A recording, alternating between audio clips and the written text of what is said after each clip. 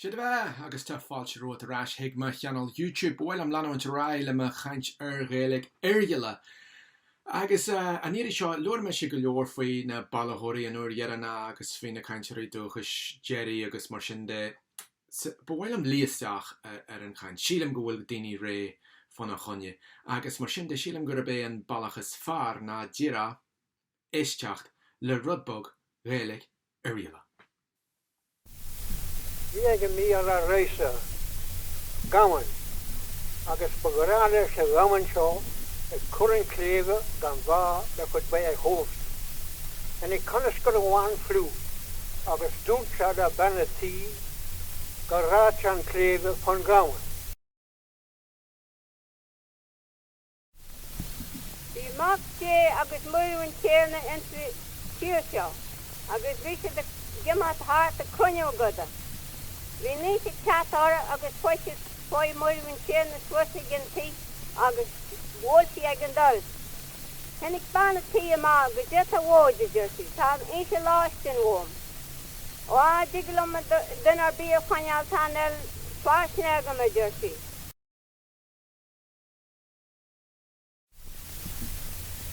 Tien, da, 3, 4, 5, 6, 7, 8 en 9, 10, 10, 12, 20, 30, 20, 60, 60, 80, 90 agus 5.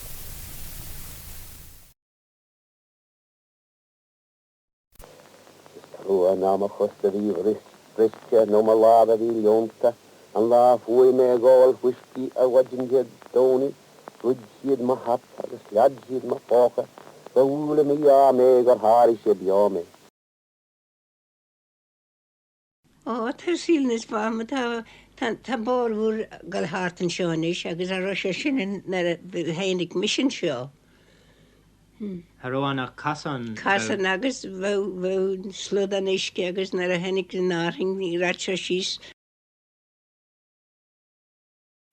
Dúr pátíon sin bhí me sé géisteacht i dear sé agus bhí me chrín me béantá agus nuair a bhí me gáhar ar an méid rigad bhíocha. Ach báil siad siad a ríist agus thug siad na an trigad a pátí agus chuir sé na fácha agus tháinig sé do bhile, tháinig pátí a bhile agus nuair a bhí sé bhgus a bhile chur bhí sé smúnú leis chéan na mé asmór ar marí san maidin a mara nuair Nis bin Brian McCourta as a mé Bríd ní Chaslí as a mé Thomas McCullanan as deisgur a bhá níor chaintúir dúchas amachchas amach a bhí annach sílam gur a bú éisteach leis anna bannaí anlúin an chaintúir dúchas dearannach dar leis an chuid is mó agus Pedro Slúin as a mé duine le chaintúir dúchas a bhí an thomáid agus fiú éisteacht leis. Dír a han beidir scríb me sé an nóir seo cruas a focail is Oriel an níor bhfuil am baclór a chur acha is focail agus chuir a chainte ó Gaelg lóra Oriel sa fiú héise. Seo lerscail den na caintúirí ar thug féanaise ar bhain me sé héan úsáid as in san dóir seo díra mar aber spéise. Hocail linn rinteateachaí a chur leis sin is dócha sa chéad seo chaite aber chun clochar chun dámh agus ag an dí dún balla lú agus choráit eile ag an dí bhunachainach den chud is mó is dóilm sa gur ó mise i tarint ar Gaelg a mé ar Gaelg Andrés i chasaí agus ar Gaelg Thomas i choragain as chun dí bhunachain. Anna bannaí anún an caintear dúchas Jerry ach is dóilm sa gur ó Gaelg níos crinne agus níos séver ag Andrés Chasaí agus Thomas ó choragain. A ríist bóhhaithlam léimsisteach sa Canúint sílam gur leor me baríocht faoin Canúint agus mar sin agus bhfuilm líosteachar. Canúint ha a bhí an. Canúint ha a bhí an. Sé sin gur buin daoine úsáid as an bhíorúilteach ha seachas ní dar nóiche seo mar atá a dúisteartí chun go fáil in an Hallbain agus in an bhanan. is behunte sa gur be Gaelg a mé stocha an Canúintí Gaelige is congri Gaelig na heren is congri de Gaelig vannen agus vi si kongerach go leor de Gaelig intrum de Gaelig chonol de Gaelig an Hallbain de Gaelig vannen de Gaelig na mé agus mar sin de kongerach go leor de Gaelig laartire agus te sugin gneachi kaint Oriel she's hofade le charan in a gal charan wala clia mar a tashi inu agus is leir guru beja guru an kaincho well is ta finish on guru an kaincho go for lahan a durchkart line mar a hector line inu agus stoilam se gon mit kainter Cúgan na mé mas mata ceadagam sin a rá.